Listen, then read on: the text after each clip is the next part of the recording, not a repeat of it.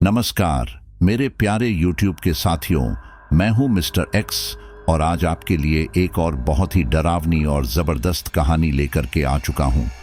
साथियों, आज की कहानी देहरादून के एक हॉस्टल की है। ये कहानी 7 दोस्तों की है।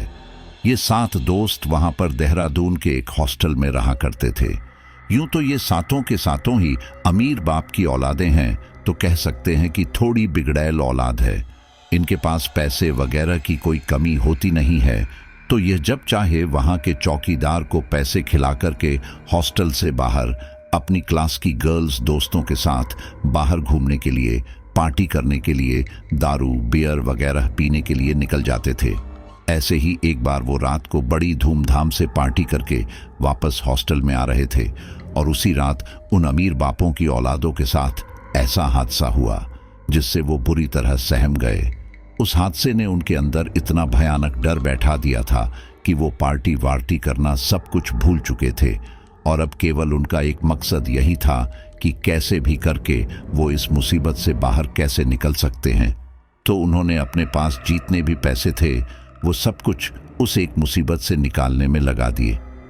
और ये कहानी हमें बताई है उसी हॉस्टल में रहने वाले एक शख्स ने, जो उसी टाइम पर वहां पर रह रहा था। और जब बात पूरे हॉस्टल में पहुंच गई थी तब उसे भी इस पूरी घटना का पता चला। उनका नाम है गुरप्रीत।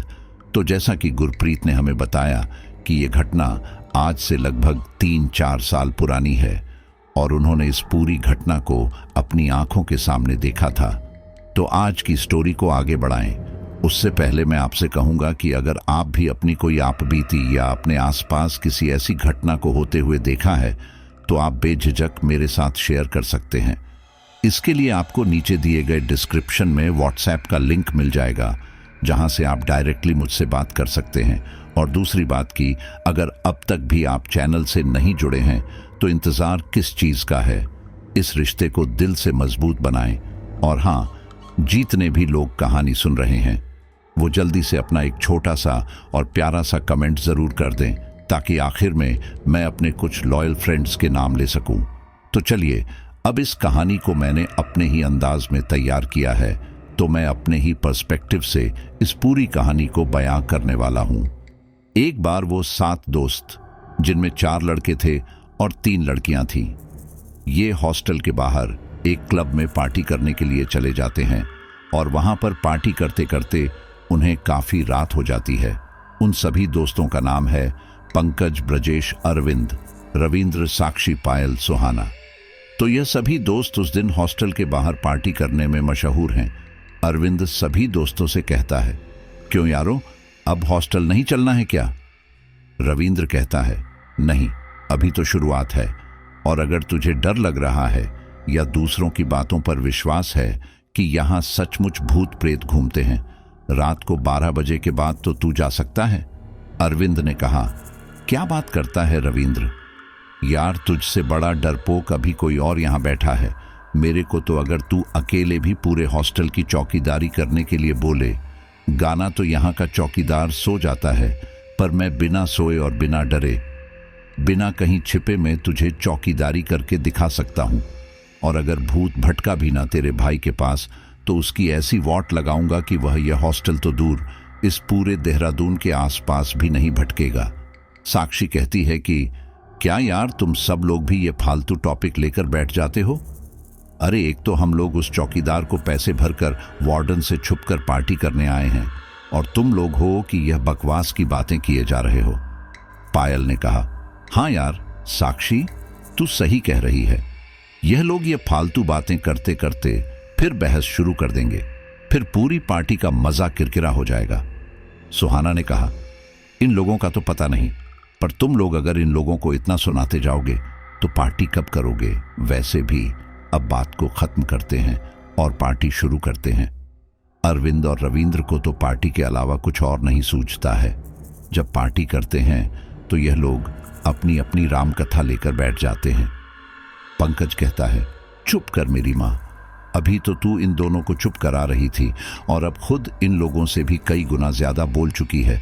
तेरी गाड़ी का कोई स्टॉपेज है या नहीं? ब्रजेश ने कहा, हाँ यार, इन लोगों के कारण आधी पार्टी जो किए थे उसका भी मजा किरकिरा हो गया। और 1 घंटे से ज्यादा लोगों को बहस करते हुए हो गया। यह लोग हैं कि एक दूसरे के ऊपर आरोप लगाकर शांत ही नहीं हो रहे हैं। हर कोई एक दूसरे को दोषी सिद्ध करने में लगा है, पर कोई भी किसी को भी दोषी साबित नहीं कर पा रहा है और खुद भी गलती मानने के लिए तैयार नहीं है। अच्छा तो यही होगा कि इन सारी बातों को खत्म करके हम अपनी पार्टी को आगे बढ़ाएं। उसकी बात सुनकर सभी दोस्त शांत हो जाते हैं। फिर सभी दोस्त अपने लिए वेटर से कहकर खाना मंगा लेते हैं, क्योंकि डांस बियर बाकी सब तो यह पी चुके थे, खाना ही बाकी था। पंकज वेटर से कहता है कि अभी तो हम लोगों ने केवल 7 काम बियर ही पी है, खाने के साथ सबके लिए एक एक और ले आओ। वेटर ने कहा, और क्या क्या ले आऊं साहब? उन्होंने कहा, पाव भाजी, इडली सांभर, डोसा और चिकन मटन ले आओ। वेटर जी साहब कहकर ऑर्डर लेकर वहां से चला जाता है। कुछ ही देर में वेटर 2-3 और लोगों के साथ मिलकर उन लोगों का खाना लाकर टेबल पर परोस देता है। रविंद्र वेटर से कहता है कि लगभग आधे घंटे बाद किसी का भी एक सूप बनाकर ले आना। वेटर जी साहब कहकर वहां से चला जाता है। आधे घंटे बाद वह चिकन सूप उन 7 के लिए लेकर आ जाता है। पंकज और ब्रजेश एक साथ कहते हैं, क्यों दोस्तों, अब चलना चाहिए। सुहाना, पायल और साक्षी कहती हैं, हाँ हाँ चलो, पर गाड़ी सुहाना ड्राइव करेगी, तुम लोगों ने ज्यादा ही बियर ले रखी है। अरविंद कहता है, नहीं नहीं, मैंने ज्यादा नहीं ली है और इतने से तो मेरे को कुछ होता भी नहीं है, इसीलिए तुम सब बैठो और गाड़ी में ड्राइव करता हूं। सुहाना कहती है, ठीक है तू ही ड्राइव कर ले, पर तेरे साथ आगे वाली सीट पर मैं रहूंगी, जिससे कि तुझे नशा चढ़ने पर मैं गाड़ी ड्राइव कर सकूं। अरविंद ने कहा, ठीक है। अरविंद और सुहाना आगे बैठ जाते हैं, बाकी सब पीछे जाकर बैठ जाते हैं। गाड़ी की खिड़की बंद करके एसी ऑन करके अरविंद गाड़ी को आगे बढ़ा देता है। गाड़ी में गाना चलने लगता है, मस्त आंखें जरा उठाओ तो, मुझे इनमें जरा डुबाओ तो, जो भी गुजरेगी हम पे गुजरेगी, तुम नजर से नजर मिलाओ तो, आंख से आंख मिलाओ, आंख से आंख मिलाओ तो कोई बात बने। यह गाना बजता जा रहा है। ये गाना ब्रजेश ने अरविंद को कहकर चलवाया था और दीन दुनिया की खबर भूलकर रविंद्र भी बगल में बैठा है। ब्रजेश, पायल, पंकज, साक्षी एक दूसरे में इस गाने के साथ साथ खो जाते हैं और धीमे धीमे गुनगुनाने भी लग जाते हैं। उन चारों की यह हरकत देखकर रविंद्र मुस्कुराए जा रहा है।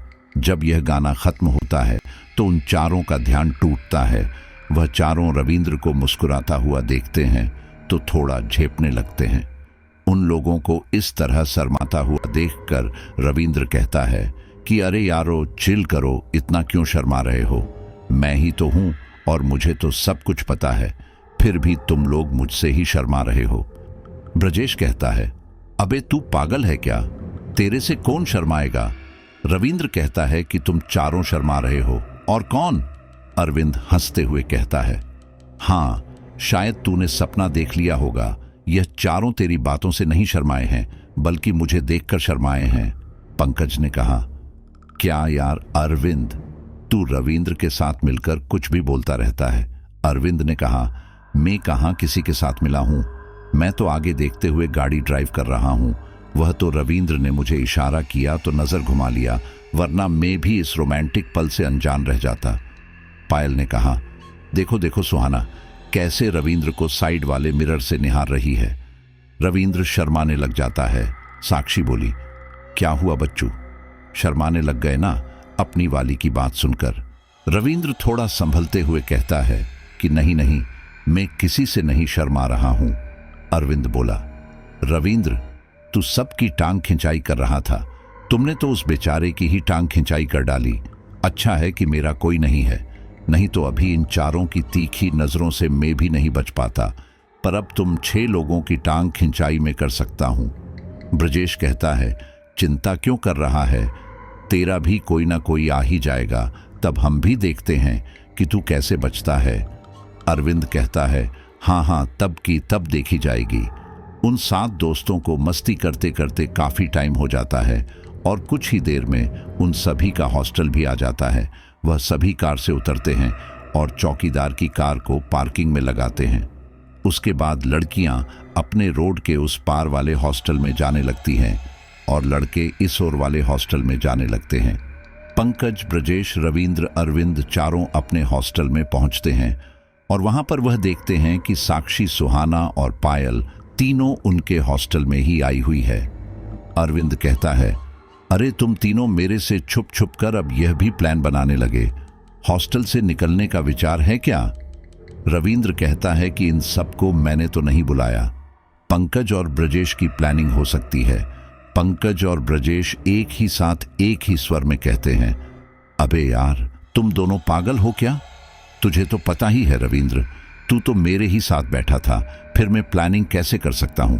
और अगर यह सब प्लानिंग करता तो मैं केवल साक्षी को ही बुलाता या ब्रजेश पायल को। रविंद्र ने कहा, जब यह दोनों आएंगे तो सुहाना क्या पीछे छूट जाएगी? वह भी तो आएगी ही ना, आखिरकार तीनों दोस्त जो हैं। पंकज और ब्रजेश कहते हैं कि जो इल्जाम तू मेरे ऊपर लगा रहा है वह इल्जाम हम तेरे ऊपर भी तो लगा सकते हैं। अरविंद कहता है, अरे भाइयों शांत हो जाओ, चलो चलकर पता करते हैं कि माजरा क्या है, तभी सब समझ में आएगा। पंकज ने कहा, हाँ यार अरविंद, तू सही कह रहा है, चलो चलकर देखते हैं। इससे पहले कि इन तीनों को कोई यहाँ पर देख ले, हम अपनी लड़ाई खत्म करके जरा इन लोगों से निपटते हैं, वरना कल बोरिया बिस्तर उठाकर इस हॉस्टल से भगा दिया जाएगा। हमारी इस फालतू की लड़ाई में कुछ नहीं रखा है, और अगर एक बार यहाँ से निकाल दिए गए तो फिर तलवार लेकर सड़कों पर लड़ते रहना एक दूसरे से। यह सुनकर वह सभी शांत हो जाते हैं और सब चलते हैं उन तीनों की ओर। जैसे ही वह वहां पहुंचते हैं तो सुहाना और तीनों एक साथ कहती हैं, सरप्राइज। रविंद्र, पंकज, ब्रजेश तीनों गुस्से में कहते हैं, यह क्या बदतमीजी है? हॉस्टल से निकलवाने का विचार है क्या? यह कैसा सरप्राइज है? पायल ने कहा, चिंता मत करो, कोई नहीं निकलेगा हॉस्टल से। हमने चौकीदार को पैसे भरकर कुछ देर की परमिशन ले ली है। आओ चलो ग्राउंड के पीछे वाले कमरे में आ जाओ। अरविंद, तुम चौकीदार को चाबी देकर वहीं कुछ देर बैठकर हम तीनों का इंतजार करना। अरविंद ठीक है कहकर वहां से चला जाता है। इधर यह 6 लोग ग्राउंड के पीछे वाले कमरे की ओर बढ़ने लगते हैं। अरविंद चौकीदार के पास आता है और उसे चाबी देकर उसी से बात करने लग जाता है। सोचता है कि जब तक यह तीनों लौट नहीं आते तब तक मुझे अकेले हॉस्टल में जाकर कोई फायदा भी नहीं होगा, क्योंकि आखिर कमरे की चाबी इन्हीं लोगों के पास है। चौकीदार अरविंद से पूछता है कि बाकी 3 लोग कहाँ रह गए। अरविंद ने कहा, उन तीनों के बारे में तो आपको पता ही है कि उनकी वालियों ने आपको पैसे देकर और आपने ही तो उन्हें ग्राउंड के पीछे वाले कमरे में जाने के लिए कहा है। चौकीदार कहता है, क्या? मैंने तो ऐसा कुछ भी नहीं कहा। अरविंद ने कहा, क्या मजाक कर रहे हैं आप भी मेरे साथ? चौकीदार बोला, मैं कोई मजाक नहीं कर रहा हूं, मैं सच कह रहा हूं। अरविंद हंसते हुए कहता है, आपको शायद उन लोगों ने बोला होगा कि मेरे को मत बताना, पर मेरे को सब कुछ पता चल गया है। चौकीदार ने कहा, क्या बकवास कर रहे हो? वह बातें कर ही रहे थे कि तभी जोर से चीखने की आवाज आती है। यह सुनकर चौकीदार काफी डर जाता है। अरविंद को भी अब चौकीदार की बातें सच लगने लगती है। वह उसी ओर दौड़ने लगता है जिस ओर से पंकज की आवाज आई थी। चौकीदार अरविंद को काफी रोकने की कोशिश करता है, पर वह उसकी एक नहीं सुनता है। चौकीदार चिल्लाकर कहता है कि अब उन तीनों को कोई नहीं बचा सकता। तुम्हारी किस्मत अच्छी है कि तुम बच गए, अगर तुम भी वहां पर गए तो तुम भी मारे जाओगे। अरविंद थोड़ा रुकता है और रुककर कहता है कि जिन लोगों ने मेरे लिए इतना कुछ किया, उन लोगों के लिए मरना भी पड़े तो मेरे लिए गर्व की बात होगी। इतना कहकर वह दुगनी स्पीड से उस आवाज की ओर बढ़ जाता है। चौकीदार अरविंद की ओर देखकर मन में सोचते हुए भगवान से प्रार्थना करता है कि भगवान इन चारों की उन भटकती हुई आत्मा से रक्षा करें। हॉस्टल में जब सुबह सुबह वार्डन को 4 डेथ बॉडी मिलेंगे तो वह तो मेरे नौकरी ही छीन लेगा। हे भगवान, अब मैं क्या करूं? मैं तो इन लोगों के पीछे भी नहीं जा सकता, नहीं तो वह आत्माएं मेरे को भी मार डालेंगे। कोई बात नहीं, नौकरी जाए सो जाए, पर मेरी जान बच जाए। मैं यहां से निकलने के बाद दूसरी अच्छी सी नौकरी ढूंढ लूंगा। इतना सोचते हुए वह अपनी केबिन में फिर से आकर अपने बिस्तर पर लेट जाता है। वह लेटा तो हुआ है, पर नींद उसकी आंखों से कोसों दूर है। उसका दिमाग इन्हीं सब ख्यालों में खोया हुआ है। सभी बच्चों का क्या होगा? क्या इन बच्चों के मौत के इल्जाम में सुबह उसको जेल हो जाएगी। क्या वह वार्डन इन लोगों के बाहर भेजने के इल्जाम में मुझे निकाल देगा?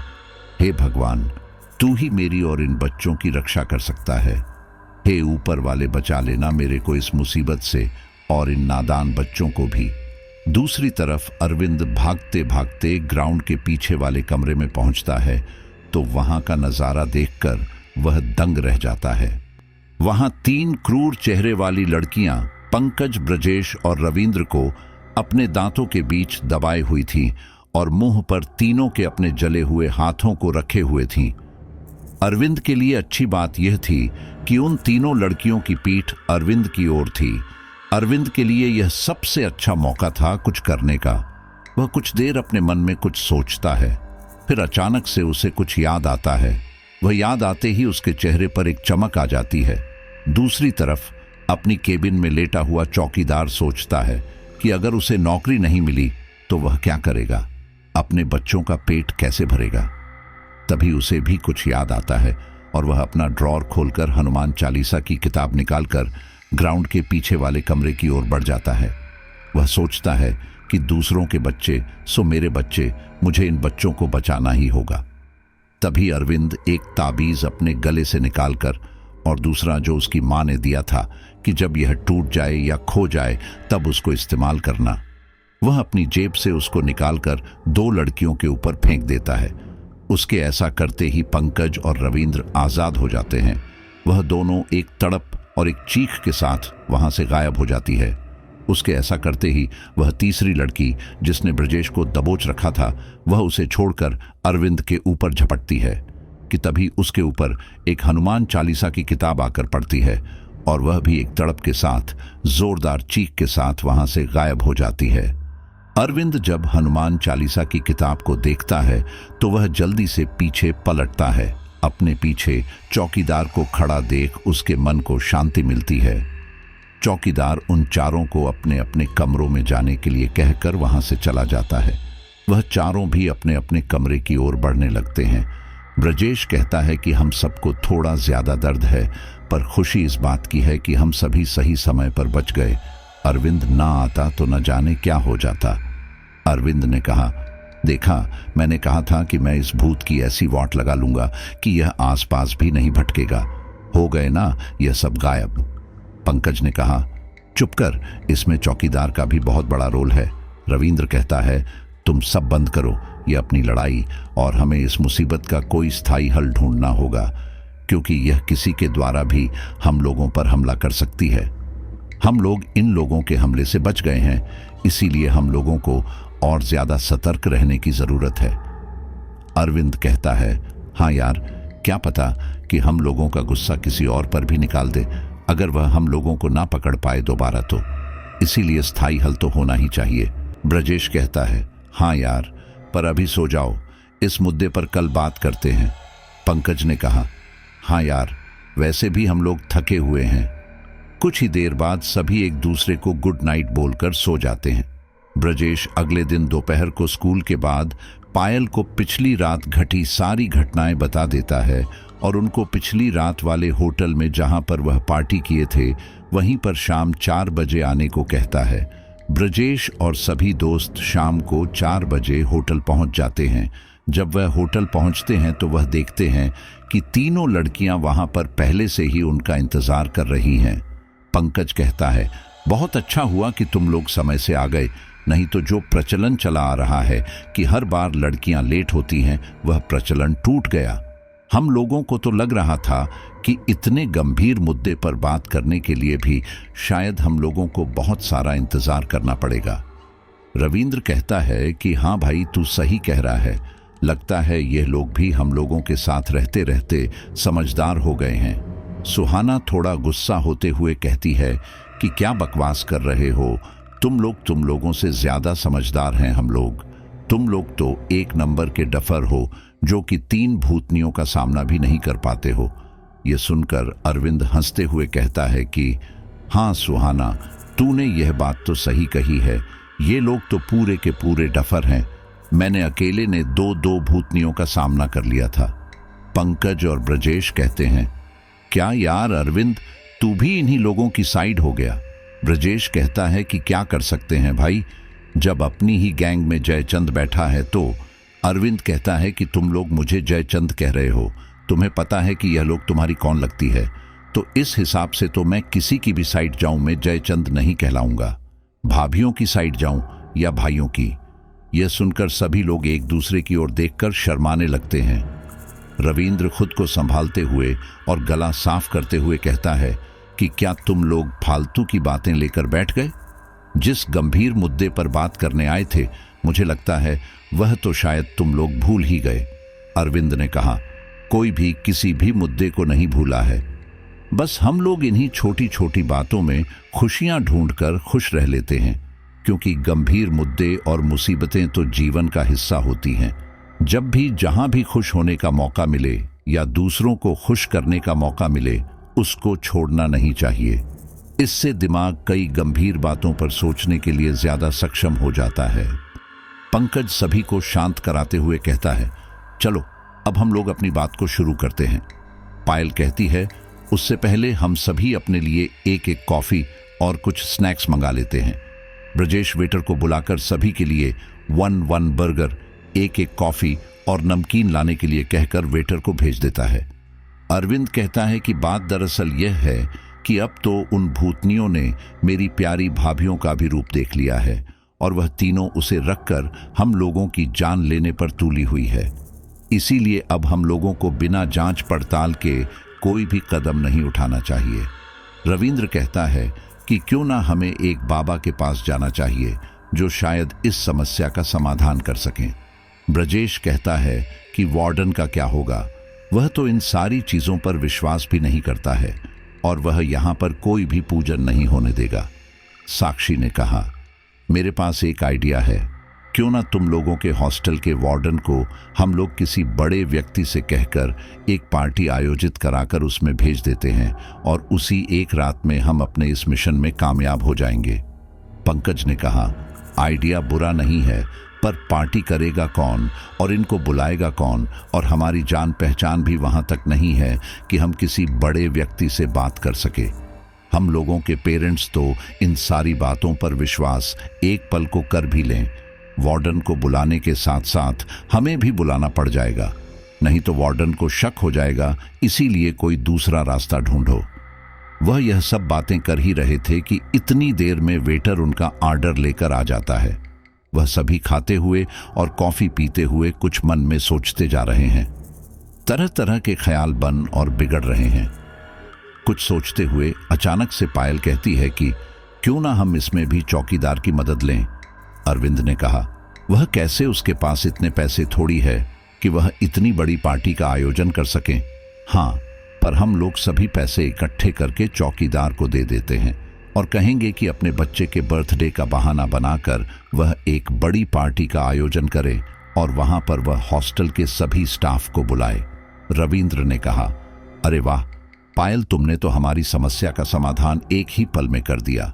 यह आइडिया तो बहुत अच्छा है और हम थोड़े एक्स्ट्रा देकर के भी चौकीदार को तो मना ही सकते हैं, क्योंकि उसे तो साक्षात आत्माओं के दर्शन कई बार हो चुके हैं। वह तो उसके गले में कई सारे ताबीज है जिसके कारण से उसे कुछ नहीं होता है, नहीं तो अब तक उसका भी काम तमाम हो चुका होता। इसीलिए इस समस्या के समाधान के लिए तो वह तुरंत मान जाएगा। पंकज कहता है कि अब हम लोगों को समाधान मिल गया है तो अब हमें हॉस्टल चलना चाहिए, वरना हम लोगों पर डांट पड़े ना पड़े इन लड़कियों को उनके हॉस्टल वाले बहुत बुरी तरीके से डांट कर, और हो सकता है कि इतना देर बाहर रहने के कारण वह हॉस्टल से भी निकाल दे। ये सब बातें करते करते ही उन सब का नाश्ता भी खत्म हो जाता है।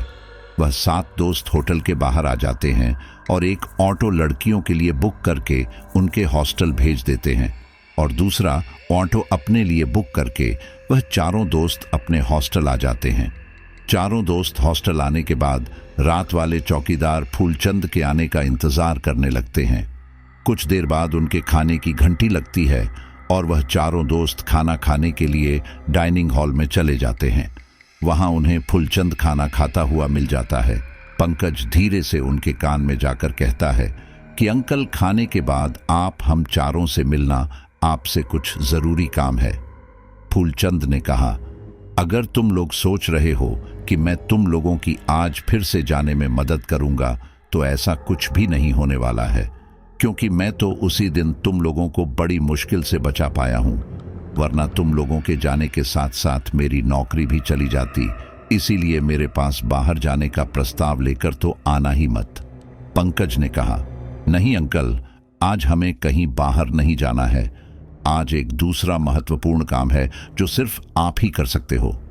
फुलचंद बोला, अगर ऐसा कोई प्रस्ताव नहीं है जिससे कि तुम लोगों या मेरी नौकरी को कोई नुकसान हो तो तुम खाने के बाद आकर मेरे से मिल लेना। पंकज, ठीक है अंकल कहकर खुश होता हुआ वहां से चला जाता है और जाकर अपने दोस्तों के पास पड़े बेंच पर बैठ जाता है। रविंद्र अपने सामने बैठे पंकज से पूछता है कि क्या हुआ, तो वह बारी बारी उसके और चौकीदार के बीच हुई बातें बता देता है। उसकी बातें सुनकर बगल में बैठे ब्रजेश और अरविंद बहुत ही खुश हो जाते हैं। वह चारों देखते हैं कि फुलचंद खाना खाकर उठ गया है, तो वह सभी दोस्त भी उसे मिलने के लिए अपने खाने को जल्दी जल्दी निपटाने लगते हैं। रविंद्र ब्रजेश से कहता है कि अबे यार ब्रजेश, थोड़ा धीमे चम्मच चला नहीं तो पनीर तेरे गले में अटक जाएगा। ब्रजेश कहता है कि पनीर का तो पता नहीं मेरे गले में अटकेगा या फिर नहीं, पर तू पूड़ी इतना बड़ा बड़ा तोड़कर खा रहा है वह, और तेरे गले में जरूर अटक जाएगा, क्योंकि तू तो उनको इतना चबा भी नहीं रहा है। पंकज और अरविंद कहते हैं, तुम दोनों बंद करो ये अपनी बकवास और जल्दी खाना निपटाकर हमें उससे मिलना होगा, इससे पहले कि वार्डन अन्य किसी को शक हो हम पर कि हम बार बार चौकीदार से क्यों मिलते हैं और इतनी देर तक हमारा क्या काम रहता है। पंकज और अरविंद की बातें सुनकर वह दोनों शांत हो जाते हैं। कुछ ही देर में उन दोस्तों का भी खाना खत्म हो जाता है। वह चारों अपनी अपनी प्लेट को ढुलकर अपने ड्रॉर में रखकर चौकीदार की केबिन की ओर बढ़ जाते हैं। पंकज कहता है कि मजा आ गया आज मटर पनीर और पूड़ी खाकर। ये हमारे स्कूल में हर हफ्ते के शनिवार को बनते हैं, इसीलिए हफ्ते में एक बार खाने का मजा ही कुछ और होता है। वह चारों दोस्त आपस में आज के खाने की बातें करते करते जा रहे हैं और कुछ ही देर में वह चौकीदार की केबिन का दरवाजा नोक करते हैं। चौकीदार दरवाजा खोलकर उन चारों दोस्तों को अपनी केबिन में बुला लेता है। वह चारों चौकीदार के पास बैठकर एक दूसरे की ओर देखने लगते हैं कि बात की शुरुआत कौन करेगा। कुछ देर शांति फैली रहने के बाद चौकीदार कहता है कि जो बोलना है जल्दी बोलो, इससे पहले कि तुम लोगों को वार्डन यहाँ पर देखें और तुम लोगों को वह कुछ बोले। तुम लोग अपनी बात खत्म करो और यहाँ से जाओ। अरविंद अपना गला साफ करते हुए कहता है, अंकल दरअसल बात यह है कि आज हम लोग एक होटल में गए थे चारों। वहां पर हम लोगों ने कुछ लोगों के साथ मिलकर, जिनको कि शायद आप जानते भी हैं, उन लोगों के साथ मिलकर हमने प्लानिंग की है कि वह होटल में हुई सारी बातों को एक एक करके चौकीदार को बता देता है। चौकीदार कहता है कि मैं तो तुम्हारी बातों से सहमत हो भी जाऊं, पर मैं अपने घर वालों को क्या समझाऊंगा कि मैं इतने पैसे कहां से लेकर आया हूं और मैं अपने बेटे के बर्थडे का झूठा बहाना क्यों कर रहा हूं। बच्चे कहते हैं कि देखिए अंकल, आप पर भी मुसीबत किसी न किसी दिन आ सकती है, क्योंकि यह बात आप भी जानते हैं कि जो आत्मा जितनी ज्यादा पुरानी होती जाती है वह उतनी ही ज्यादा शक्तिशाली होती जाती है। वह एक दिन इतनी शक्तिशाली हो जाएगी कि आपके यह ताबीज भी किसी काम के नहीं रहेंगे। इसीलिए मैं कहता हूं कि किसी पर दुश्मन के खतरा बनने से पहले ही हमें उस दुश्मन को उखाड़ फेंकना चाहिए। अंकल, आपको जितने ज्यादा पैसे चाहिए मैं और ज्यादा देने के लिए तैयार हूं, पर कृपया करके और बच्चों की जान जोखिम में मत डलवाइए। हम लोग आपको आपकी कमीशन सहित अभी के अभी पैसा देने के लिए तैयार हैं। वह चारों लोग अपनी अपनी जेब से कुछ कुछ पैसे इकट्ठे करके लगभग 2.5 लाख रुपए चौकीदार के सामने रख देते हैं। इतना पैसा देखकर चौकीदार का मुंह बंद हो जाता है और वह उन चारों की बात मान जाता है। इतना सुनते ही वह चारों लोग चौकीदार को प्रणाम करके वहां से अपने कमरे की ओर बढ़ जाते हैं। पंकज, ब्रजेश और रविंद्र साक्षी, पायल और सुहाना को फोन करके चौकीदार के साथ हुई सारी बातें बता देते हैं। अपना प्लान सफल होता देख उन तीनों लड़कियों के अंदर भी खुशी की लहर दौड़ जाती है। अगली सुबह हॉस्टल का चौकीदार जब अपने घर पहुंचता है तो वह आज काफी खुश दिखाई हो रहा था। वह अपनी पत्नी को घर पहुंचते ही एक कमरे में बुलाता है और हॉस्टल में हुई सारी बातें बताता है। बच्चों के द्वारा दिए गए 2.5 लाख रुपए भी उसके सामने रख देता है। ये देखकर उसकी पत्नी की आंखों में भी एक चमक आ जाती है। वह कहती है कि तुमने अभी कहा कि वह और भी देने के लिए तैयार है, तो 1 से 1.5 लाख रुपए और मांग लो। मुझे तो वह काफी अमीर दिखाई पड़ते हैं। बोल देना कि इतने में तो पार्टी ही नहीं हो पाएगी, तो मेरा कमीशन कहाँ से पूरा होगा। चौकीदार कहता है कि वह 4 बच्चे ही नहीं है, वह कुल 7 दोस्त है। उन लोगों ने 10-10 या 20-20 हजार करके दिए होंगे। अब उनसे और मांगना अच्छा रहेगा क्या? उसकी पत्नी बोली, तुम कैसी बातें कर रहे हो? अगर उनके पास कमी होती तो वह यह क्यों कहते कि और भी चाहिए हो तो बता देना। और तुम ही तो बताते थे कि वह हर रोज 2 से 3 हजार देकर तुम्हें छुप कर बाहर जाया करते थे। ऐसे बच्चे गरीब कैसे हो सकते हैं? वैसे भी तुम अपनी नौकरी से जितना 1 से 2 साल में नहीं कमा पाते, उतना तो तुम्हें 1 दिन में मिल गया। छोड़ दिया तो बाद में पछताने के अलावा कुछ और नहीं रह जाता है। पैसा एक ऐसी चीज है कि कोई भी अगर और ज्यादा देने को तैयार है तो छोड़ना नहीं चाहिए, क्योंकि अगर तभी चौकीदार कहता है, ठीक है भाग्यवान, अगर तू कह रही है तो मान लेता हूं, नहीं तो इस बात को लेकर बहस छिड़ी रहेगी। चौकीदार और उसकी पत्नी जल्द से जल्द शाम होने का, उसके बाद रात होने का बेसब्री से इंतजार कर रहे हैं। यह समय उन्हें काफी धीमे धीमे बीतता हुआ दिखाई दे रहा है। 1-1 मिनट 1-1 घंटे के समान लग रहे हैं। यही हाल स्कूल में बैठे उन 4 दोस्तों का भी है। वह 4 स्कूल तो आए हुए हैं पढ़ने के लिए, पर उनका दिमाग अभी चौकीदार के पास ही अटका हुआ है। 4 सोच रहे हैं कि चौकीदार जब रात को आएगा तो वह क्या जवाब देगा। 4 एकदम शांति से अपने ही मन में सोचे जा रहे हैं कि रात को क्या जवाब मिलने वाला है। उससे कोई फर्क नहीं पड़ रहा है कि कौन सा टीचर कब पढ़ाने आ रहा है और कब पढ़ाकर चला जा रहा है, और वह क्या पढ़ा रहा है। हिंदी, भूगोल, इतिहास और राजनीतिक विज्ञान, यह 4 सब्जेक्ट खत्म हो जाते हैं। उसके बाद उन लोगों का लंच का समय हो जाता है। लंच की घंटी लगने से उन 4 का ध्यान टूटता है। वह 4 एक दूसरे की ओर देखते हैं और फिर सब समझ जाते हैं कि 4 ही शायद एक ही चीज सोच रहे थे। कुछ ही देर में उनकी बेंच के पास साक्षी, पायल और सुहाना, तीनों लड़कियां भी आ जाती हैं। पंकज कहता है कि आप लोगों को क्या लगता है कि चौकीदार अंकल का क्या जवाब होगा? रविंद्र कहता है कि मुझे तो यह डर लग रहा है कि कहीं वह और पैसे की डिमांड ना कर दें। ब्रजेश कहता है कि शायद मुझे भी ऐसा ही लगता है, क्योंकि इतने पैसे देखकर किसी का भी और मांगने का मन कर सकता है। साक्षी ने कहा, तुम लोग चिंता मत करो, हम लोगों के पास लगभग 70 हजार पड़े हुए हैं। अरविंद कहता है कि मेरे पास भी 30 हजार पड़े हुए हैं। रविंद्र ने कहा, 20 हजार तो मेरे भी पास है, पर हम लोग इतने सारे रुपए उसको देकर एक प्रकार का जोखिम ले लेंगे, क्योंकि वह फिर हर बात के लिए कहीं पैसों की ही धमकी देने लगा तो। ब्रजेश ने कहा, हम लोगों का हॉस्टल इतने बड़े संकट में है और कोई इसका समाधान नहीं ढूंढ रहा है, तो हम लोगों को ही कुछ ना कुछ करना पड़ेगा। पंकज ने कहा, शांत हो जाओ, क्या पता इतने में ही मान जाए।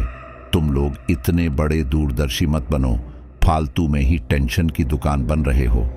अरविंद बोला, हाँ पंकज सही कह रहा है, हमें कम से कम रात होने का तो इंतजार करना ही चाहिए।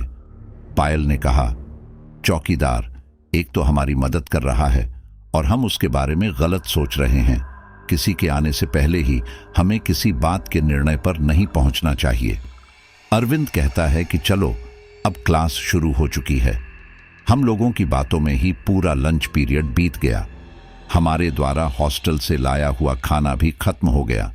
2 बजे स्कूल की छुट्टी हो जाती है। लड़के जब गेट के बाहर निकलते हैं तो वहीं पर उन्हें तीनों लड़कियां साक्षी, पायल और सुहाना मिल जाती हैं।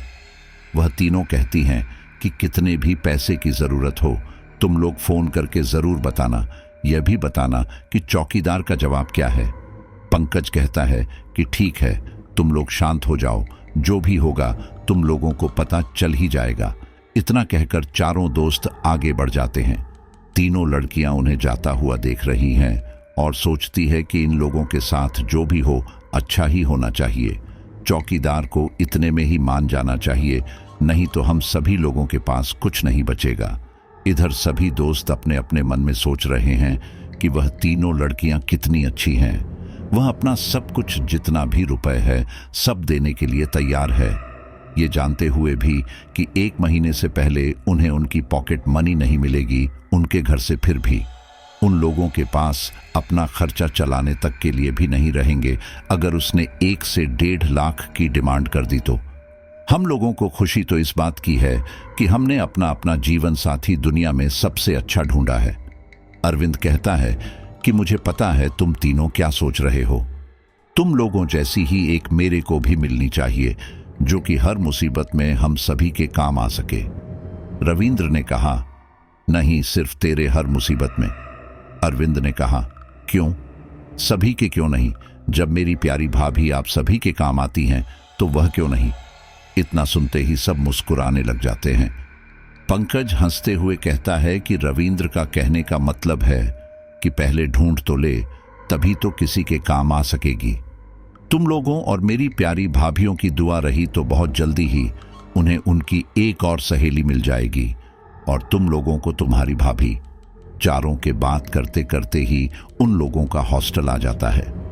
हॉस्टल में आकर वह सभी डाइनिंग हॉल में जाकर खाना खाते हैं। खाना खाने के बाद वह अपनी ड्रेस चेंज करके बेड पर आराम करने के लिए लेट जाते हैं। पंकज कहता है कि आज का दाल चावल आलू गोभी एक्साइटमेंट में इतना अच्छा लग रहा था कि क्या बताऊं। रोज बनता है तो थोड़ा सा खाकर उठ जाते हैं, आज तो टाइम पास करने के लिए 3 बार खा लिया। ब्रजेश ने कहा, तू तो कुंभकर्ण है, 4 बार भी खाता तो भी कम था, मैंने तो केवल 1 ही बार खाया। पंकज कहता है, इसीलिए तो तू सूखी हड्डी है। रविंद्र कहता है कि तुम लोग बंद करो अपनी यह लड़ाई और शांति से सो जाओ, शाम को न जाने क्या होगा, चौकीदार मानेगा या कोई नई टेंशन देगा। अरविंद कहता है कि रविंद्र, तू तो पूरी टेंशन की दुकान है तेरा, तो खैर क्या ही कहना। अरे हम लोग कितनी बार कहते हैं कि छोटी छोटी बातों में खुश होना सीख ले, लाइफ में यही साथ जाएगा, बाकी तो सब यही पड़ा रह जाएगा।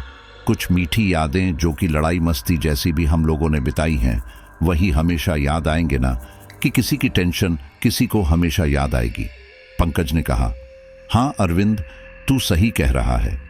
ब्रजेश कहता है, बंद करो अपना यह ज्ञान देना, अब कुछ देर सो लो जिससे कि माइंड फ्रेश हो जाए, और अगर चौकीदार हम लोगों पर कोई नई मुसीबत या कोई नई टेंशन देता भी है तो उसका समाधान करने के लिए इस माइंड को एक्टिव रहना बहुत ज़रूरी है। इधर लड़कियां भी बातें करते करते अपने हॉस्टल आ जाती हैं। हॉस्टल आने के बाद वह डाइनिंग हॉल में खाना खाकर ड्रेस चेंज करके बिस्तर पर लेट जाती है।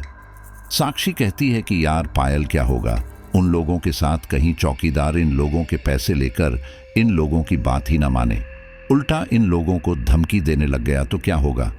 पायल ने कहा, साक्षी तू भी फालतू की टेंशन लेती रहती है, जो भी होगा अच्छा ही होगा। चौकीदार उन सभी दोस्तों को हमसे मिलने भी तो भेजता था, अगर उसे कुछ करना ही होता तो वह तब भी तो कर सकता था। सुहाना ने कहा, ऐसा कुछ नहीं है पायल, इतने सारे पैसे देख कर के कोई भी लालच से भर सकता है, इसीलिए मैं भी साक्षी से सहमत हूं। पायल बोली, तो तुम लोग कर भी क्या सकते हो? क्या तुम लोग चौकीदार को जाकर खुद मना सकते हो उन लोगों के हॉस्टल में? तो जाओ मना लो, जो भी होगा शाम को देख लेंगे, अभी सो जाओ, माइंड को फ्रेश करो, और शाम को उन लोगों को बोल देंगे कि वह लाइन पर रखे, जब भी चौकीदार के पास जाए तो हमें सारी बातें लाइव पता चल जाएंगी। साक्षी कहती है, हाँ यार पायल तो ठीक कह रही है, हम लोगों को ऐसा ही करना पड़ेगा। पायल ने कहा, तेरी यह बात तो ठीक लगती है, पर एक ही बात का दुख है कि अरविंद के पास उसकी कोई भी दोस्त नहीं है। हम लोगों को उसकी कोई ना कोई बनवा देनी चाहिए जो कि स्वभाव में उसकी जैसी हो, और वह उसके साथ साथ उन सभी दोस्तों का भी उतना ही ख्याल रखे जितना कि हम उन सभी दोस्तों के साथ साथ अरविंद का रखते हैं। साक्षी ने कहा, हाँ यार तू सही कह रही है, हम लोगों को कल से ही सब लोगों का व्यवहार परख कर, जो भी अच्छी लगे और देखकर, और उन लोगों की बात कराकर लाइफ सेटल करा देनी चाहिए। हाँ दोस्तों, पर एक और बात याद रखना कि यह एक सरप्राइज के तरीके से होना चाहिए। उनको यह नहीं लगना चाहिए कि यह हम लोगों ने सेट करवाया है, क्योंकि जब उन्हें बाद में पता चलेगा तो उनकी खुशी का ठिकाना नहीं रहेगा। उन चारों को भी मत बताना। दोनों लड़कियां एक साथ बोलती हैं, हम लोगों में से कोई नहीं बताएगा, पर तू भी मत बताना। पायल ने कहा, ठीक है, बिल्कुल भी नहीं। क्यों दोस्तों, आज से शुरू होता है हम लोगों का यह मिशन। साक्षी कहती है, चलो अब हम सबको सो जाना चाहिए। वह दोनों भी हाँ बोलकर शांति से आंख बंद करके लेट जाती हैं और कुछ ही देर में नींद अपने आगोश में ले लेती है। शाम को दाल चावल और आलू कद्दू खाने के बाद प्लेट धुलकर चारों दोस्त चौकीदार के केबिन की ओर बढ़ जाते हैं। साथ में 3 दोस्त तीनों लड़कियों को लाइन पर ले लेते हैं। रविंद्र सुहाना को, ब्रजेश पायल को और पंकज साक्षी को लाइन पर ले लेता है। अरविंद चौकीदार के केबिन का डोर नॉक करता है। चौकीदार जल्दी से केबिन खोलकर अंदर बुला लेता है। पंकज कहता है, अंकल क्या हुआ, कैसा प्लान बना? चौकीदार ने कहा, तुम लोग तो काफी एक्साइटेड हो, इतना कुछ सबके लिए कर रहे हो। तुम अपनी तरफ से अपना पैसा लगाकर एक बहुत बड़ी मुसीबत को हल करने जा रहे हो। पर बेटा, मैं क्या कहता हूं कि तुम सबको किसी और की भी मदद ले लेनी चाहिए। जो मैं तुम्हें बताने जा रहा हूं, शायद वह सुनकर तुम लोग किसी की मदद लेने के सिवा कुछ और सोच भी नहीं पाओगे। अरविंद ने कहा, बात क्या है अंकल, साफ साफ बताइए। चौकीदार ने कहा, बेटा बात यह है कि 1 लाख और पार्टी के लिए मुझे अपने घर से लगाने पड़ेंगे। वह तो मैं कर नहीं सकता, क्योंकि तुम्हें तो पता ही है मैं एक गरीब इंसान हूं। चौकीदार थोड़ा उदासी जैसा मुंह बनाते हुए कहता है, और फिर तुमने बोला था कि तुम मेरी कमीशन के मुझे 50,000 दोगे, उसका क्या?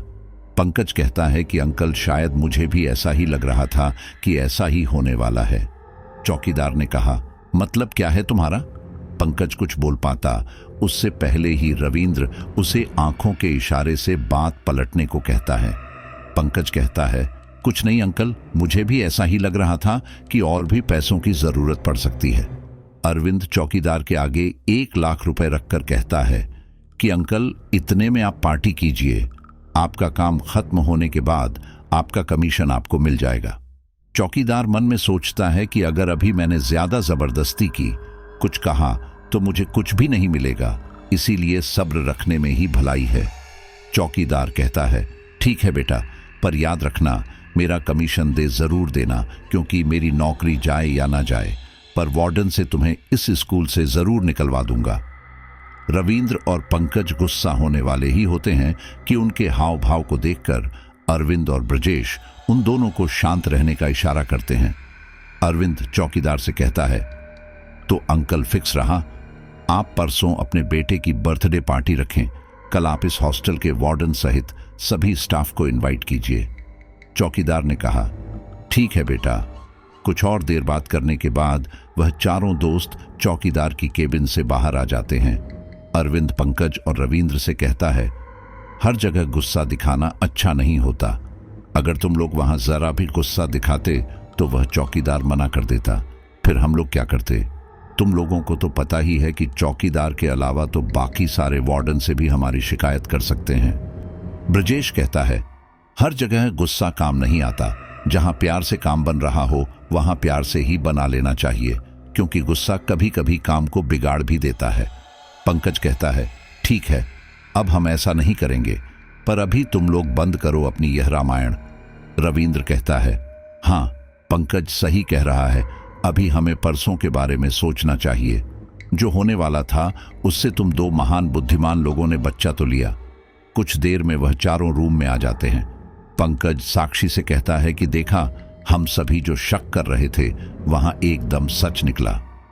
साक्षी ने कहा, कोई नहीं, पैसे तो आते और जाते रहते हैं, बस तुम इतना याद रखो कि तुम अभी रहने वाले और आगे आने वाले बच्चों के लिए कितना बड़ा काम करने जा रहे हो। तुम खुद सोचो कि यहां आने से पहले तुम लोग खुद इन सारी चीजों पर विश्वास नहीं करते थे, तो यहां रहने के लिए आने वाले और भी बच्चे कैसे विश्वास करेंगे? पंकज ने कहा, हाँ शायद तुम सही हो। कुछ और देर बात करने के बाद वह गुड नाइट बोलकर फोन काट देता है। रविंद्र सुहाना से कहता है कि तुम जो स्वामी जी को जानती हो उनको हम लोगों के बारे में बताना और सुबह उनके आश्रम का एड्रेस सेंड कर देना मेरे व्हाट्सएप पर, जिसके बाद हम चारों जाकर उनसे आने का निवेदन करके आ जाएंगे। सुहाना ने कहा, सच में तुम लोग कितने अच्छे हो। और एक वह चौकीदार कमीशन पर कमीशन खाने में लगा हुआ है। मैं कहती हूं कि तुम लोग अपने मिशन में जरूर सफल होगे। कुछ और देर वह दोनों भी बात करते हैं और उसके बाद फोन काट देते हैं। ब्रजेश पायल से कहता है कि देखो पायल, यहाँ पर कितने लोग मारे जा चुके हैं और इन सब के मृत्यु के बाद भी वार्डन यह विश्वास नहीं करता कि यहाँ पर कोई भूत प्रेत जैसा साया भी है। कितनी अजीब बात है ना। पायल उदासी भरी आवाज में कहती है, विश्वास तो करता होगा पर बच्चे डर ना जाए इसलिए वह भी कुछ नहीं कहता होगा। पर तुम उदास क्यों हो? ब्रजेश ने कहा, मैं उदास इसीलिए हूं क्योंकि परसों रात को क्या होगा, कहीं वह आत्मा तुम्हें नुकसान ना पहुंचा दे। मैं तो तुम्हारे बिना जी नहीं सकता। तुम देख रही होगी कि तीनों को तीनों से कितना प्यार हो गया है। क्या बात है, आजकल तो तुम तीनों एक दूसरे के बिना अधूरी सी लगने लगी हो। एक दूसरे को कहीं ना कहीं से खींच कर ले ही आते हो। ब्रजेश और पायल लगभग रात के 1 बजे तक बातें करते रहते हैं। उसके बाद दोनों एक दूसरे को गुड नाइट बोलकर सो जाते हैं। चौकीदार भी सुबह सुबह वार्डन समेत हॉस्टल के सभी स्टाफ को अपने बेटे की पार्टी के लिए इनवाइट करके अपने घर चला जाता है। वह घर जाकर अपनी पत्नी को सारी बातें बताता है और उसके बाद देहरादून के सबसे बड़े होटल ओबरॉय होटल को बुक करता है। ओबरॉय होटल का एड्रेस वार्डन के व्हाट्सएप पर सेंड करते हुए चौकीदार कहता है कि सर, यह मेरे बच्चे का पहला बर्थडे है।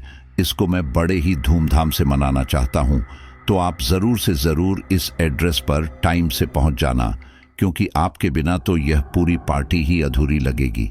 मैंने इस जन्मदिन को मनाने के लिए अपने 4-5 साल की पूरी कमाई लगा दी है, क्योंकि यह मेरा पहला बेटा है और इसका बर्थडे में हमेशा के लिए यादगार बनाना चाहता हूं। हॉस्टल वार्डन रिप्लाई करता है, अरे आप चिंता मत करिए, मैं समय से ही वहां पर पहुंच जाऊंगा। चौकीदार धन्यवाद करके व्हाट्सएप से ऑफलाइन चला जाता है। अगले दिन शाम को हॉस्टल का सभी स्टाफ और वार्डन एक कैब बुलाकर सभी स्टाफ के साथ ओबरॉय होटल के लिए जाने की तैयारियां करने लगते हैं। वह उस दिन की रात के लिए दूसरे चौकीदार को वहां पर बुला लेते हैं और उससे कहते हैं, थोड़ा बच्चों पर ध्यान देना, कोई शोर ना मचाए और कोई भी बच्चा बाहर ना जाने पाए। वह चौकीदार कहता है, ठीक है सर, आप जैसा कहेंगे वैसा ही होगा। चौकीदार को सब कुछ समझाने के बाद हॉस्टल का वार्डन कैब को आगे बढ़ाने के लिए कहता है। वार्डन और हॉस्टल के सभी स्टाफ के जाने के बाद तुरंत ही वह चारों दोस्त उस चौकीदार के पास आ जाते हैं। पंकज उस चौकीदार को पिछली घटी सारी घटनाएं बता देता है। पहले तो चौकीदार डरने लग जाता है, फिर संभलते हुए कहता है कि तुम शायद बाहर जाने का प्लान बना रहे हो, इसीलिए मुझे यह झूठी बातें बोलकर डरा रहे हो। अरविंद कहता है कि हम कहीं बाहर नहीं जाएंगे, बस आप इस केबिन से बाहर मत निकलना। चौकीदार उसको डांटते हुए कहता है कि क्या फालतू बकवास कर रहे हो। अरविंद कहता है कि मैं फालतू बकवास नहीं कर रहा हूं। हाँ, अगर आपको अपनी जान प्यारी नहीं है तो इस केबिन से बाहर निकलकर अपनी मौत को आमंत्रित कर लेना।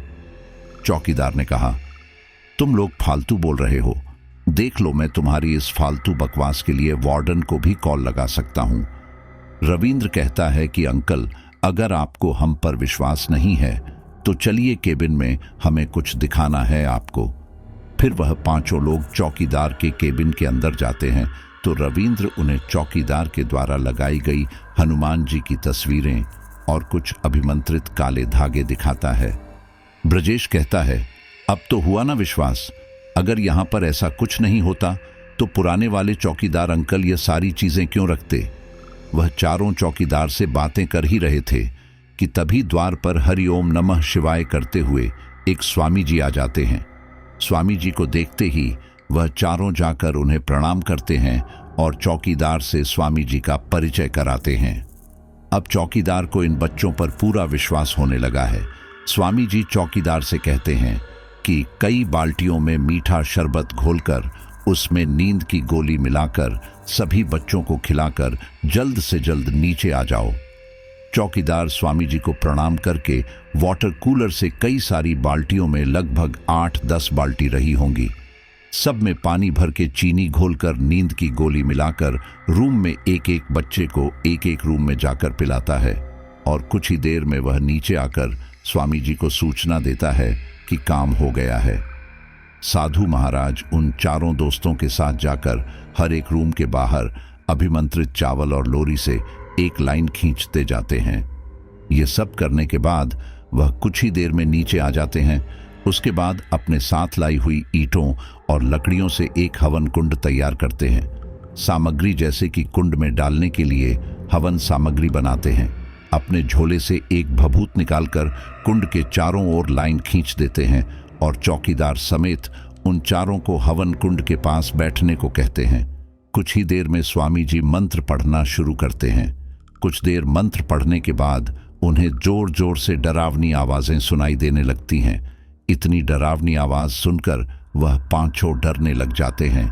स्वामी जी कहते हैं कि तुम सब आवाजों से डरो मत और ना ही इस कुंड के बाहर निकलना, चाहे वह आत्मा तुम्हारे हॉस्टल के वार्डन का ही भेष बनाकर क्यों ना आ जाए, जब तक कि मैं ना कह दूं।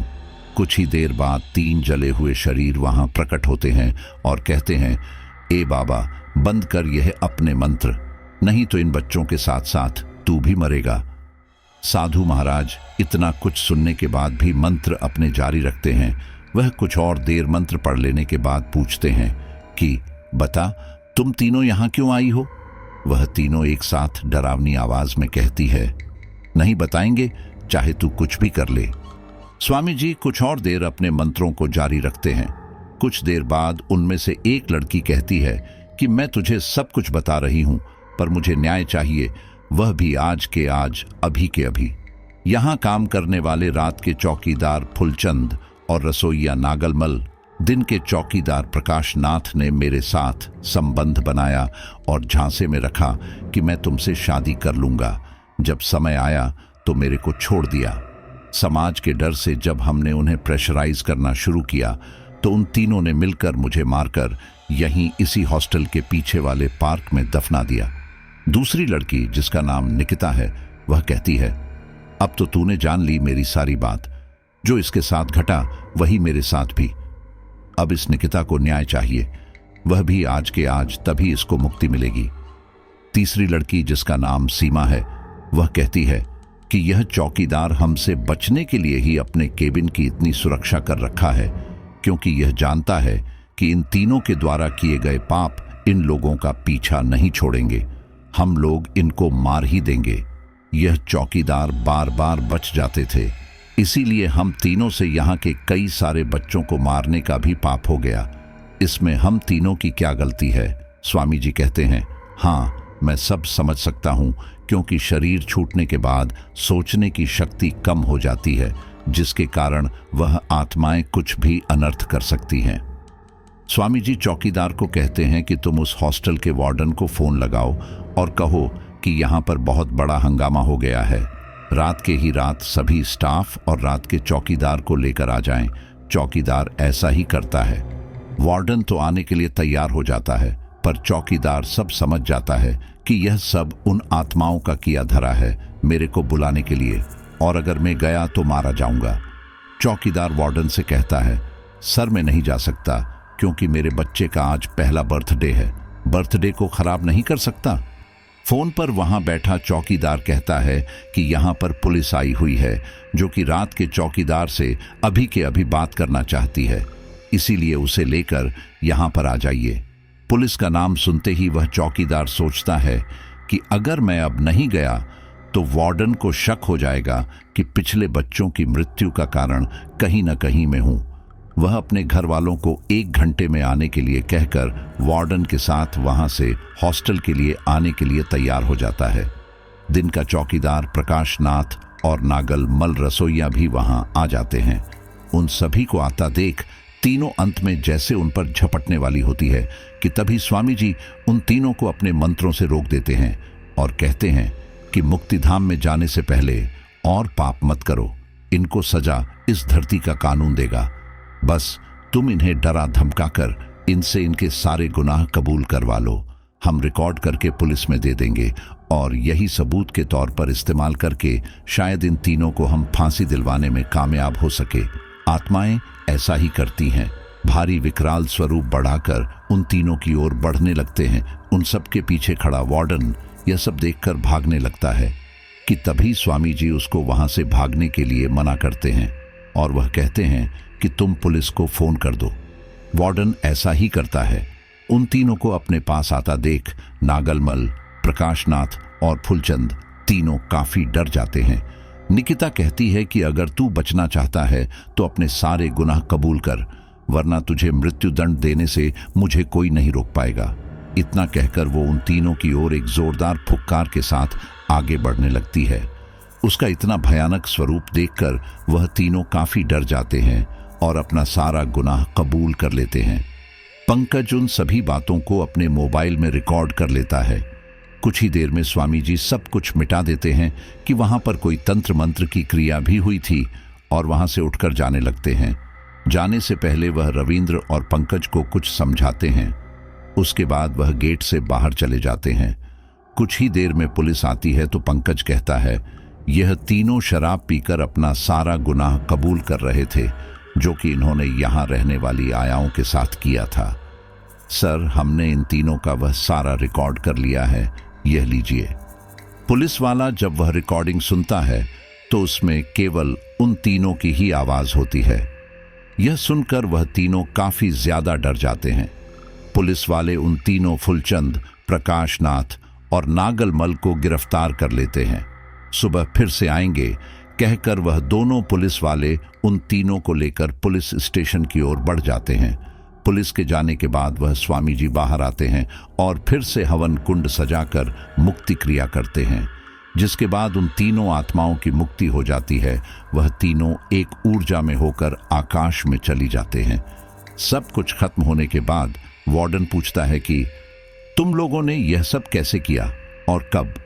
अरविंद शुरू से लेकर अब तक की सारी घटनाएं वार्डन को बता देता है। यह सुनकर वार्डन काफी खुश होता है और उन तीनों के जितने भी पैसे लगे हैं वह उनको वापस करने की बात कहकर उन्हें अपने अपने कमरे में भेज देता है। वह स्वामी जी की दक्षिणा देकर उन्हें उनके आश्रम छोड़कर आ जाता है। तो साथियों, हमारी आज की ये स्टोरी यहीं पर कंप्लीट होती है और मुझे पूरा यकीन है कि ये स्टोरी आपको दिल से पसंद आई होगी। स्टोरी काफी डरावनी भी थी और आखिर में हमें ये भी पता चल सका कि जिन्हें हम शुरू में अमीर बापों की बिगड़ैल औलाद कह रहे थे, वास्तव में उन्होंने एक अच्छा काम ये किया कि उस स्कूल से उन तीन आत्माओं का साया हमेशा हमेशा के लिए हटा दिया और साथ ही में वो जो भटक रही आत्माएं थी उनको भी न्याय मिला और उन्हें मुक्ति मिली। फिर भी आप कमेंट में मुझे बता सकते हैं कि स्टोरी आपको कितनी अच्छी लगी है और जल्दी ही मैं आपके लिए एक लॉन्ग स्टोरी भी लेकर आने वाला हूं, तो उसके लिए भी आप तैयार रहना। तब तक के लिए अपना ख्याल रखिए और दूसरों का भी ख्याल रखिए। बहुत बहुत धन्यवाद।